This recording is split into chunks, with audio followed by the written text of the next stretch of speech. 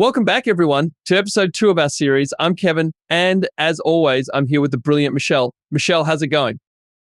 Hey Kevin, I'm doing great, but I have to admit today's topic has me feeling a little unsettled. I mean, we're diving into the world of algorithms, and some of these stories are just creepy.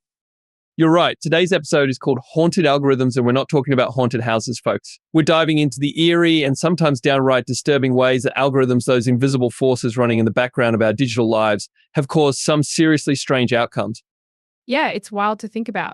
I mean, algorithms are supposed to be neutral, right? Just lines of code. But somehow they've managed to create biases, manipulate decisions, and even invade privacy in ways that feel like something straight out of a sci-fi horror movie. Totally. And one of the most famous cases that comes to mind is when an algorithm used for hiring decisions turned out to be incredibly biased. It was supposed to help companies find the best candidates based on past data, but instead it started discriminating against women. How does something like that even happen? Right. So the problem with that algorithm was that it learned from past hiring decisions which were already biased toward men. So the system basically learned that men were preferred and started filtering out resumes that even mentioned things like women's colleges or certain job titles more often held by women. It's a perfect example of how an algorithm can reflect and even amplify our existing human biases. And that's just one example. There's also the case of surveillance algorithms being used by governments and companies to track people's movements, but these systems sometimes make mistakes that have real-life consequences. I mean, there was that one case where a facial recognition algorithm misidentified someone and they ended up getting arrested, all because a machine thought they were someone else. Oh, yeah, that's terrifying. Can you imagine just going about your day and suddenly being accused of something you didn't do because an algorithm messed up? And the thing is, these systems are so complex that even the people who create them sometimes don't fully understand how they work or why they fail. Exactly. It's like we're putting a lot of trust in these invisible decision makers without fully grasping the potential consequences.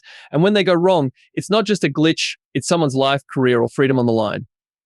One of the eeriest examples for me is how algorithms are being used in surveillance, especially in smart cities. There's a story about how, in some places, algorithms are tracking people's movements, not just for safety, but to predict behavior. It's like they're trying to figure out what you'll do next, even before you know yourself.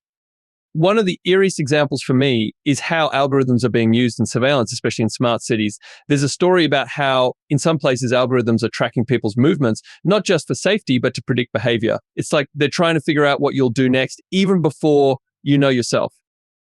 And that's the haunting part, isn't it? It's not like the algorithms are evil, they're just tools. But the way they're used can have these eerie, almost supernatural consequences where people are suddenly under more scrutiny than ever and decisions are being made about their lives without any human input.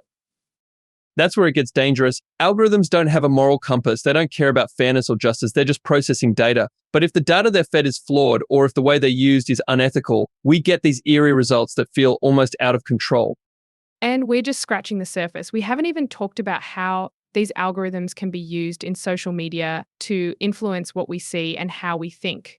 It's almost like they know us better than we know ourselves, and they're feeding us information based on what they think we want. It's spooky when you think about it. Oh, for sure. That's why some people say these algorithms are almost like modern day ghosts haunting our digital lives, making decisions that we don't fully understand or see until it's too late. They're shaping the world around us in ways we can't always control. And what's even more unsettling is that sometimes they don't even need to know too much to mess things up. They just need a little bit of the wrong data. It's like giving a ghost a key to your house, but they only know half the layout. It's bound to cause chaos, and you're left cleaning up the mess. Exactly. So what can we do about it? I mean, these algorithms aren't going anywhere. They're already in every part of our lives: shopping, healthcare, education. How do we keep them in check? I think awareness is the first step. People need to understand that just because something is run by an algorithm doesn't mean it's perfect. We need to be critical of the systems we interact with and push for transparency in how they're created and used. Agreed. It's on us to demand that companies and governments use these tools responsibly. Algorithms don't have to be haunted. They can be used for good if we build them with fairness, ethics, and humanity in mind.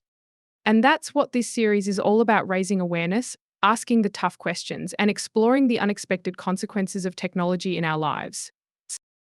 Well, that's all for today's episode, folks. We hope we didn't spook you too much. Laughs if you thought this episode was eye-opening. Make sure to tune in next time as we continue exploring the strange and unsettling side of technology. Thanks for listening, everyone. Stay curious, stay cautious, and we'll catch you in the next episode. Hey.